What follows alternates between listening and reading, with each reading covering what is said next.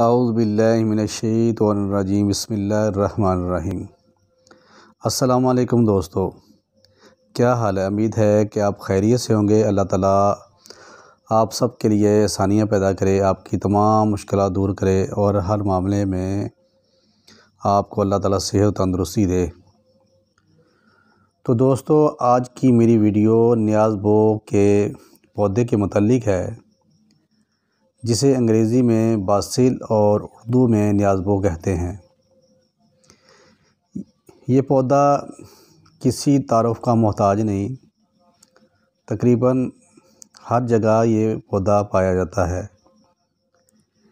ये एक मशहूर और नबाताती पौधा है जिससे काले रंग के बीज हासिल होते हैं, जिससे बलंगू और तुख़्मे बलंगू भी कहा जाता है। न्याज़बो का पौधा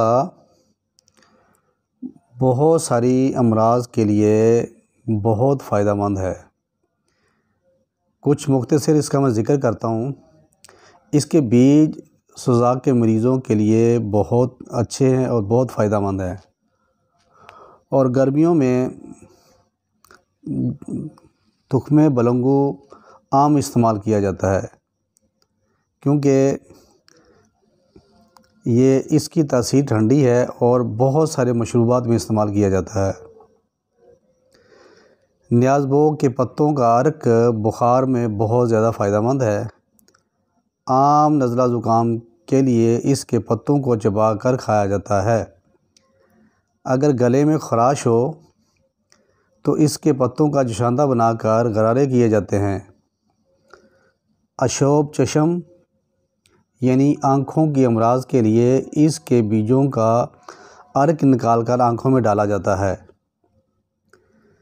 अगर दांत या मसूड़ों से खून आ रहा हो और मुंह से बदबू आ रही हो तो न्याज़बो के पत्तों को जलाकर इसकी राख में सरसों का तेल मिलाकर पेस्ट बना लें और दांतों और मसूड़ों पर कुछ देर मलें तो मसूड़ों से खून आना बंद और मुंह की बदबू ख़त्म हो जाती है। न्याज़बो को बतौर चटनी भी इस्तेमाल किया जाता है और ये चटनी मुख्तलिफ़ तरीक़ों से बनाई जाती है। यहाँ मैं एक चटनी का ज़िक्र करूँगा जो बहुत ही खुश ज़ायक़ा चटनी है और फ़वाइद के लिहाज से बहुत सारी अमराज़ के लिए बहुत फ़ायदेमंद है। अब मैं चटनी बनाने का तरीका बयान करता हूँ। आप कम अज़ कम 15 से 20 अदद न्याज़बो के सब्ज़ पत्ते ले लें और इन्हें अच्छी तरह धोकर कूट लें। इसके बाद इसमें 5 अदद बादाम, 4 अदद सब्ज़ मिर्च नॉर्मल साइज़ की, 3 अदद जवे लहसुन के छिलका उतार कर और साथ एक दरमियाने साइज़ का प्याज जिसका कम से कम 30 ग्राम वज़न हो और हस्बे ज़रूरत काला नमक और सफ़ेद नमक लें। 10 ग्राम ज़ीरा सफ़ेद, 5 ग्राम काली मिर्च ये लें। इन सब अशिया को न्याज़बो के पत्तों के साथ कूट लें और बिल्कुल बारीक कर लें। ये सब अशिया न्याज़बो के पत्तों के साथ हमदस्ते में अच्छी तरह कूट ली जाती हैं। हमदस्ता यानी कि आम ज़बान में इसे कुंडी डंडा भी कहते हैं। ये एक पेस्ट की शक्ल में बन जाएगी। अगर आप चाहें तो इसे इसी तरह इस्तेमाल कर लें, अगर चाहें तो इसमें हस्बे ज़रूरत पानी या दही का इस्तेमाल कर लें। ये चटनी शुगर, तेज़ाबियत मैदा, अल्सर मैदा यानी मैदे का ज़ख़म और जिगर के अमराज़ के लिए बहुत फ़ायदेमंद है।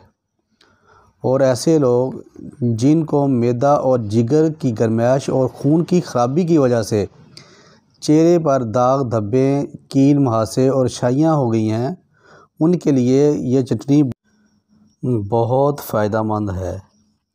अगर मैं इस चटनी का ज़िक्र करूं तो एक लंबी चौड़ी फ़हरिस्त तैयार हो जाती है।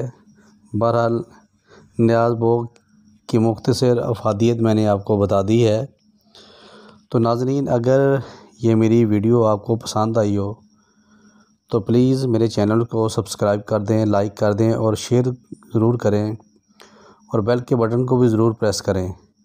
आप लोगों से एक रिक्वेस्ट कर रहा हूँ कि मेरी जो भी वीडियो देखें उस पर कमेंट्स ज़रूर किया करें और अपनी राय से आगाह ज़रूर किया करें, ताकि आपको ये वीडियो कैसी लगी है कमेंट्स में ज़रूर बताया करें।